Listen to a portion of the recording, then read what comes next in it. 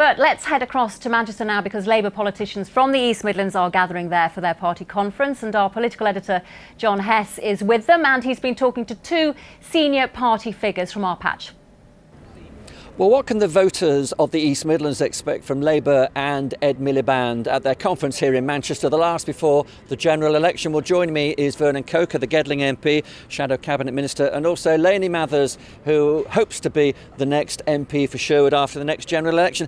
The one thing, though, about this conference is that the shadow of Scotland, that referendum result, is already very much like Banquo's ghost here. Vernon Coker, when are we going to see details of Labour's response to that referendum result for English regional government, for more powers for the English cities? Well, first of all, it's very good news that Scotland has voted to stay a part of the UK. Obviously, that has consequences across the UK, as all the parties have said. But what we want to do is to take a period of time to consider what the best response is.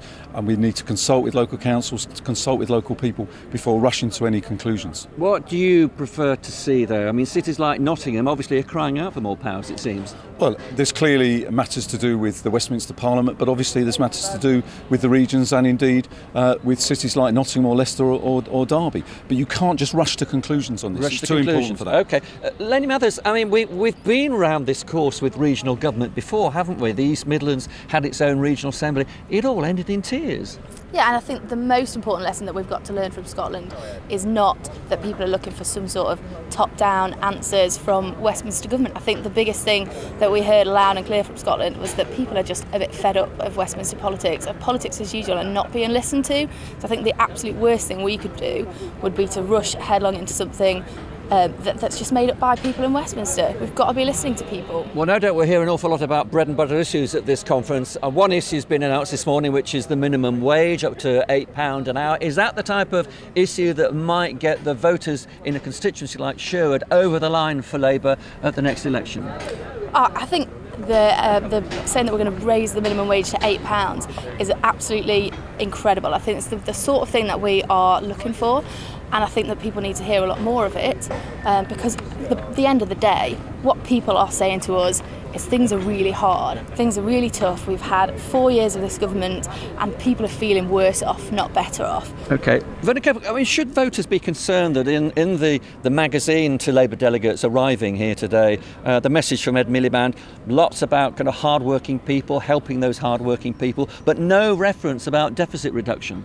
Well, both Ed Miliband and Ed Balls have made it very clear that we'll be a fiscally responsible government. We're laying out our plans. There are no commitments to spending that aren't costed and paid for. That's the sort of thing that people want to hear, how we can change the economy for the better, how we can change the country for the better, but doing that in a fiscally responsible way. And that's what they'll hear this week and in the months running up to the election. For Ed Miliband in particular, this is going to be a key week, isn't it, in Manchester? Well, every week's a key week for Ed Miliband and all of us who are trying to become the next government. But of course, conference gives us the opportunity of laying out the choice between what we're offering the country, which is government for all of the people, as opposed to the Tories who are governing for the few. Vernon Coker, Lainey Mathers, thank you very much indeed. And later here in Manchester, well, it'll be education, schools, child welfare, and of course that issue of Scotland too.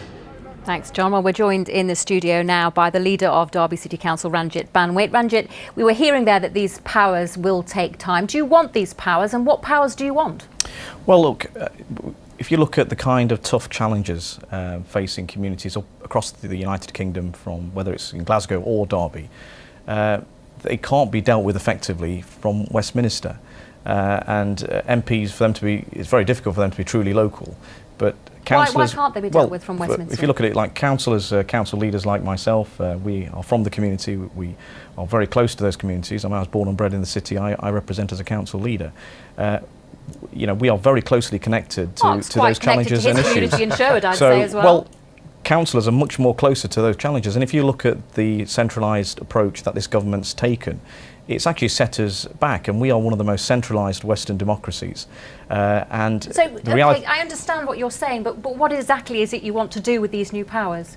Well, in 2006, the then Secretary of State for Communities and Local Government, David Miliband, proposed some very radical double devolution proposals, and that was about taking power along with financing from the centre to local community, to councils, and then for councils to pass those down to local communities and local neighbourhoods. Great progress was made in that. Communities like the one I represent in Derby, we set up community forums and boards. But under this government... I'm still not clear what it is you'd achieve with these new powers if you had them. Well, through these new powers we can deal with strategic issues, whether there be deals with tackling congestion, dealing with social inequality, health inequality issues, bringing regeneration to drive forward well, Mark, employment. These three cities in the East Midlands all have Labour councils. Would you, as a Conservative MP, be happy to give more powers to councils like Ranjit? I actually want to go lower. On the basis of the things that he's talking about. I want to go much lower down the structure and get much closer to people, frankly. I think parish councils and town councils is the way forward, and to give those responsibility for those things that really matter to them. So, cleaning your streets in your town, you could operate via a town council, and those sorts of smaller details. Now, well, you were a county councillor at one point, though. Yep. Are councils up to the job? I mean, what's the calibre of county councillors compared to MPs, for example? Well, I think there are some very good councillors out there and some very poor ones. I think there's some good MPs and there's some poor MPs. Are East Midlands councils up to the job? I think, actually, strategically, we should probably look at changing the model, and we should consider going to unitary authorities and passing more power as low down the structure as you can to parish and town councils. OK, well, Kat, you were a councillor on Eastwood Borough Council. Should councils like Derby, Leicester, Nottingham have more powers? Sorry, it was Kimberley. But, Kimberley, sorry, yes. Yes, I strangely enough quite agree with Mark here. The lowest level possible, I would like to see powers. I mean, we would like to support a system that is bottom up. So that would also include that voters have got the opportunity to deselect or de-elect somebody. I think the top-down system has not served us, and we've lost the local needs being met. Okay, but if we're talking about councils being up to the job, when we're talking about issues like planning, economic development, for example, could they deal with that? Absolutely. Absolutely. They know the needs of the community, they know the facilities, they know the businesses. I would give far more power on this level, absolutely. I think you've got to work together, and some of the more strategic decisions actually do work at a higher level. So, for example, development of the A453 only happened with Nottingham working with Derby and coming together, lobbying government and getting that cash. Well, I've never heard of a sorted politician out. or a councillor not wanting more powers, but do people want the powers that you're talking about? Is there any evidence out there that that working people want you to have more powers in the first place? Well, I think so. The previous government introduced some really radical proposals about devolution. As I said, we've set up community boards and forums at a very local level, but without increased powers and without financing, they become a bit of a talking shop. And as I said, it's been really frustrating as a councillor that this government spent its fifth year of term of office talking about devolution, and that's extremely frustrating. In so Nottingham, we do need they voted against a city mayor, for example. Leicester went for one. So when we're talking about giving more powers, people have already said they don't want that locally. I've just surveyed the whole of Hucknall town, because there was a rumour that the City Council wanted to take over Hucknall, and actually the majority of people came back and said we'd rather have a Hucknall Town Council than we would be under the control of the County Council and Ashfield District Council. So I think people are thirsty for that power to go as low as possible. I'm certainly from my experiences, when I'm out talking to local residents on the doorsteps through our community walkabouts, there is a real appetite for residents to want more say in running local services, and that's the future. OK, Ranjit, thanks very much indeed for joining us.